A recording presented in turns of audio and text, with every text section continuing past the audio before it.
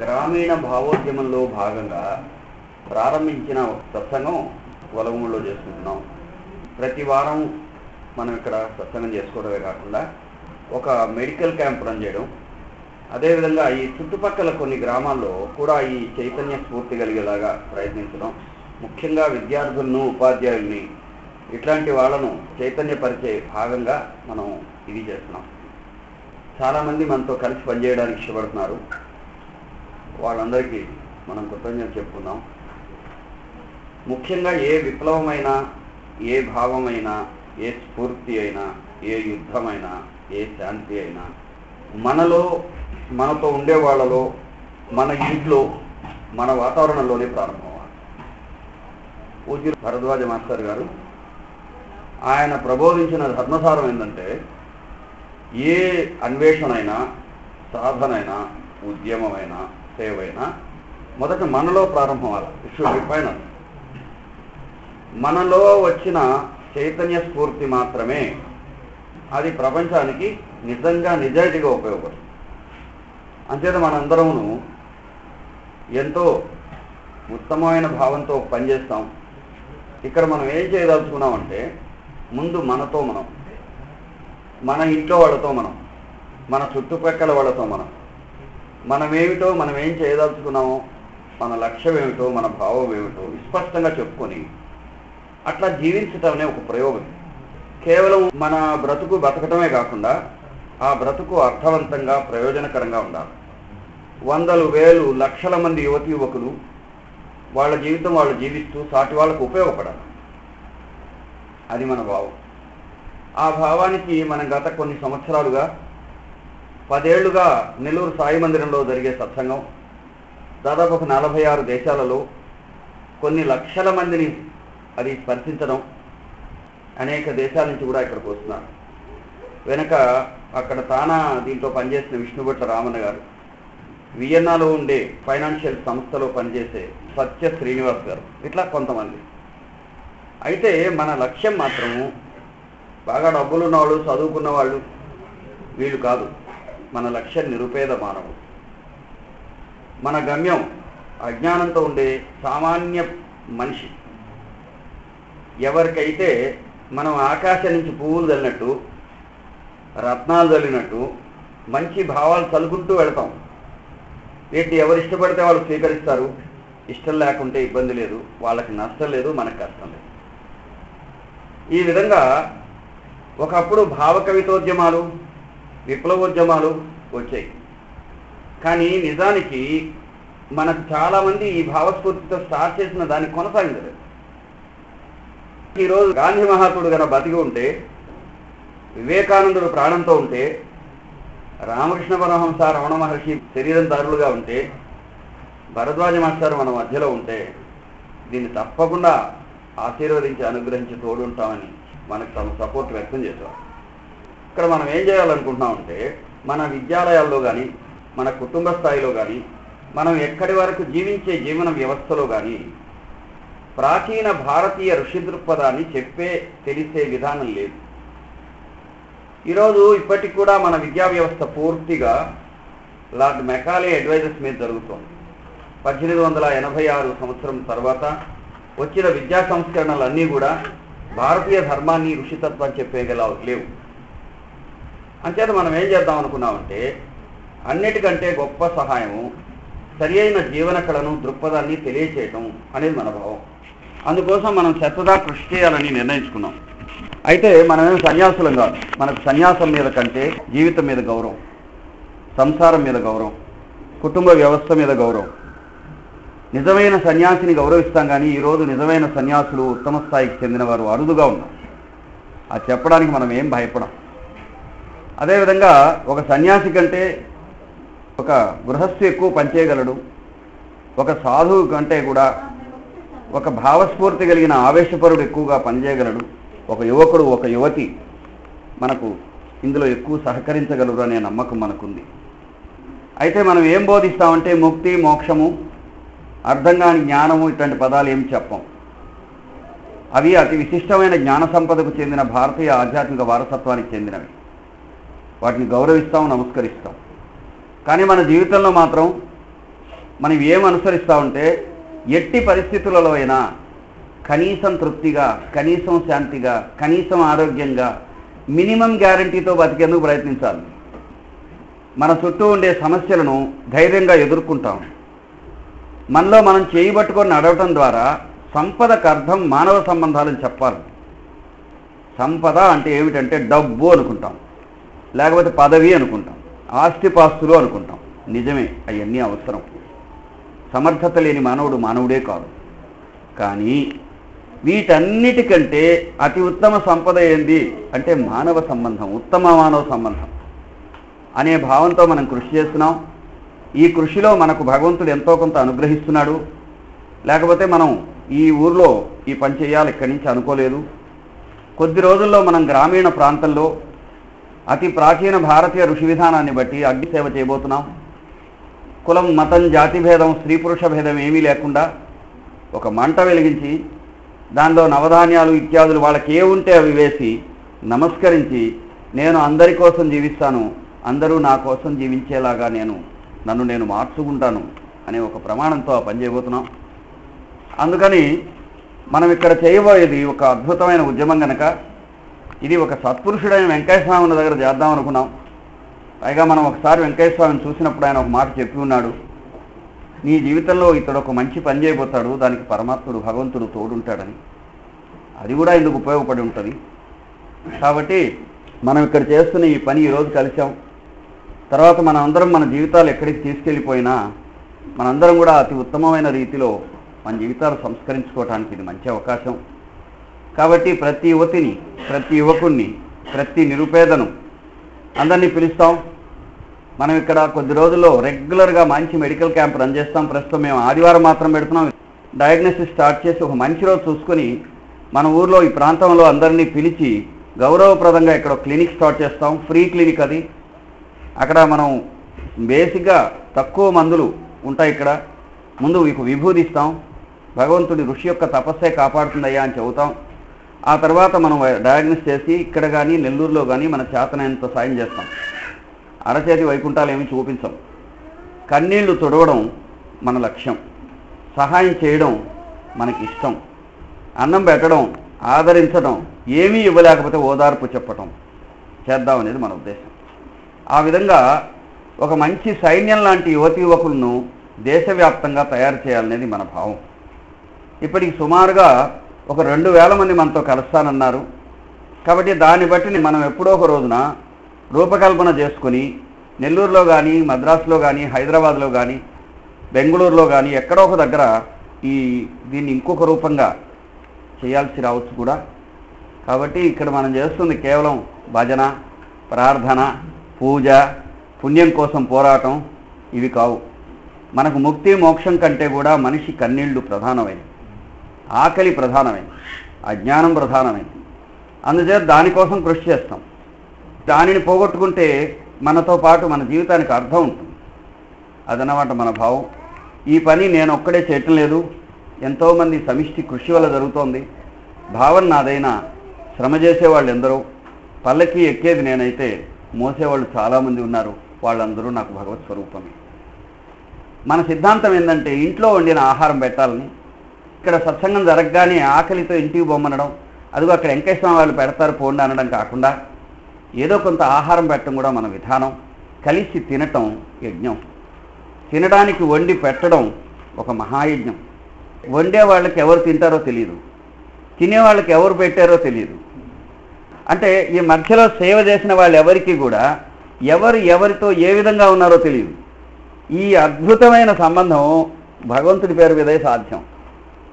కాబట్టి మనం ఒక పెద్ద ఉద్యమ స్ఫూర్తితో ఎక్కడో ఒక మారుమూల గ్రామంలో వచ్చిన ఉద్యమం, యూరోప్లో వచ్చిన భావాల కంటే మనం కానీ దీన్ని నిద్రపోకుండా పనిచేస్తే నవచైతన్యం, రెనైజాన్స్ అని 1700 చిల్లర్లో ఒక ఆలోచనా స్రవంతి యూరోప్ అంతా కమ్మేసింది. మనం అటువంటి ఆలోచనా స్రవంతితో భారతీయ సమాజాన్ని కమ్మివేయగలిగితే అది నేను ఉన్నప్పుడు జరగవచ్చు, నేను లేనప్పుడు జరగవచ్చు కాక అది జరిగి తీరుతుంది. అటువంటి విప్లవోద్యమం, భావోద్యమం, శాంతి ఉద్యమంలో మనంతా భాగమవుదాం. అందుకని మీరందరూ ఇక్కడికి ఈరోజు ఆయన అనుగ్రహం వల్ల వచ్చారని నేను నమ్ముతున్నాను. కాబట్టి మీ అందరికీ నా నమోవాకాలు. తర్వాత ఇప్పుడు దాదాపు ప్రతి ఐఐటీలో మన వాళ్ళు తయారయ్యారు, మద్రాసు నుంచి అన్ని చోట్ల గొప్ప సంస్థలన్నింటిలో కూడా మన వాళ్ళు ఉంటారు. మనకి గర్వకారణంగా ఈరోజు నిద్రలేచి నిద్రపోయే ముందు వెనక్కి చూసుకుంటే 135 మంది బిడ్డలు ఈరోజు ఆహారం తిన్నారనే భావన నాకు గొప్ప సంతోషం. చైల్డ్ ఆశ్రమం మన గొప్ప యజ్ఞ సమానమైన స్థలం. చైల్డ్ ఆశ్రమంలో ఈరోజు నుంచి పండుగలు చేసుకుంటున్నాం మనం. అంచేత కేవలం సాయిబాబా అంటే పట్టం పెట్టుకోవటం, వెంకయ్య స్వామి అంటే గుడిలో తిరిగేసి దండం పెట్టి వెళ్ళిపోవడం కాదు. ఆ మహనీయమూర్తులు చెప్పిన వెలుగుబాట్లో మనం సాగిపోతాం. అందుకని ఎవరైనా ఎప్పుడైనా ఎక్కడైనా సాయం చేయవచ్చు. రేపు ఎండాకాలం ఒక 10 రోజుల పాటు ఇక్కడ రకరకాల విషయాల్లో టీచర్స్కి, ఉద్యోగస్తులకి, వీళ్ళందరికీ మనం ట్రైనింగ్స్ పెడుతున్నాం. అందులో ఏమేమి ఉంటాయంటే వ్యక్తిత్వ వికాసం, పిల్లలకు కథలు చెప్పడం, ఇవన్నీ చేస్తున్నాం. ముఖ్యంగా నెల్లూరులో ఉండే ట్రైబల్ స్కూల్స్లో మన వాళ్ళు వెళ్ళి ప్రతి వారం 3 సార్లు కానీ 2 సార్లు కానీ వెళ్ళి చిన్నపిల్లలకు కథలు చెప్తున్నారు. వాళ్ళు బాగా వెనకబడినటువంటి ఎస్టీలు, యానాది, ఎరుకల ఇట్లా వెనకబడిన జాతివారు, వారికి మనలో ఒకరు 2-3 వెళ్ళి కథలు చెప్తున్నారు. ఆ కథల వల్ల వాళ్ళలో కొంచెం మెరుగొచ్చింది. మెల్లమెల్లగా మనం మన నెల్లూరు నుంచి రాష్ట్రానికి, రాష్ట్రం నుంచి ప్రపంచానికి ఈ భావస్ఫూర్తిని తీసుకెళ్లాలనే కృషి జరుగుతోంది. పరమాత్ముడు దయదలిస్తే దాన్ని ఇంకా సవిస్తారంగా కృషి చేస్తాం. మనం వెంకయ్య స్వామి గురించి మనం చెప్పుకోవడం మన అనవాయితీ గనుక వేసుకొని మామూలుగా మనం నామని చెప్పుకొని ప్రసాదం మంచేస్తున్నాం. ఈ కలయిక పరమాత్ముడి దయ అని. మనం మనిషిని శక్తివంతంగా మార్చేది ధ్యానం. ధ్యానం అంటే ఏకాగ్రత వల్ల వచ్చే సామర్థ్యం. అందుకని దాన్ని అట్లా రెగ్యులర్గా ప్రయత్నం చేయటాన్ని సాధన అంటారు, తపస్సు అంటారు. లేకపోతే నన్ను నేను బాగు చేసుకుంటాను, నన్ను నేను అతి ఉత్తమంగా తీర్చిదిద్దుకుంటాననే కృషియే సాధన. అట్లా ప్రతినిత్యం అన్ని దిశలలో, అన్ని కోణాలలో ప్రయత్నం చేయటాన్ని సాధన. ఆ సాధన సామాన్య మానవుడి జీవితాన్ని మెరుగుపరుస్తుంది. వివేకవంతుడైన జీవితానికి, తనకు సాటి వారికి ఉపయోగపడుతుంది. అద్భుతావహమైన జీవితం గడిపే మహనీయమూర్తులకు సాక్షాత్తుగా ఈ సృష్టికి ఆధారమైన చైతన్యమే నేనుగా మారిపోతారు. అటువంటి వాళ్ళు ఋషులని చెప్తారు. ఆ ఋషులు ఇప్పుడు మనం ఆధునిక కాలంలో చూస్తే ఇప్పుడుండే సైంటిస్టు, బాగా అనేక రకాల వ్యూహరచనా నిపుణులు, అద్భుతమైన మానవజాతి ప్రేమికుల కంటే చాలా రెట్లు గొప్పవారు. ఎందుకంటే వీళ్ళు మానవ గుణాలతో పాటు అవి కృషి చేస్తారు. వారు అంతటా తామున్నట్టు అందరిలో తమను తాము ఐడెంటిఫై చేసుకొని జీవించారు. కాబట్టి ఒక వేదం, ఉపనిషత్తు, ధర్మసూత్రాలు చెప్పిన దానికంటే అతి ప్రాక్టికల్గా బతికిన షిరిడి సాయిబాబా మనకు మార్గదర్శకుడు, ఆదర్శం. ఆధ్యాత్మిక జీవితానికి ఆయన చక్రవర్తి. రెండవ వారు ఈ పల్లె ప్రాంతంలో వచ్చిన వెంకయ్య స్వామి. వెంకయ్య స్వామి ఏం చేశాడంటే, ఆయన ఒక పేదవాడి ఇంటికి వెళ్ళి కన్నీళ్లు తుడిచాడు. మనకు కొన్ని లక్షల పదుల వేల ఉదాహరణలు దొరికాయి, వాటికి ఆధారాలు దొరికాయి. ఈరోజు ఒక సంఘటన దొరికి, 2 సంఘటనలు చెప్పుకుందాం.